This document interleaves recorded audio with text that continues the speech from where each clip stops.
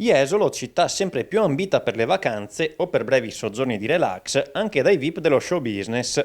L'ultima celebrità in questi giorni è stata Natasha Stefanenko, attrice, modella e showgirl che nell'era dei social ha approfittato dei nuovi mezzi digitali per raccontare i propri viaggi.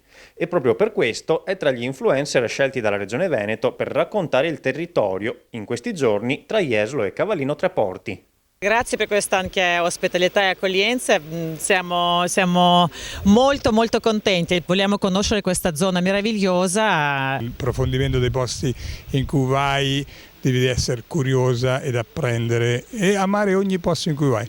Veneto in maniera particolare quest'area stupenda, noi veniamo dal mare, dallo stesso mare, ma apprezziamo tantissimo quest'area. E quindi no, ci saranno talmente tantissime cose, non vediamo l'ora di scoprire anche noi qualche novità. La gente è fantastica, è molto accogliente, molto ospitale e siamo anche sorprese perché vediamo delle bellezze incredibili. Noi avevamo dubbi, ma insomma è anche oltre tutte le nostre aspettative.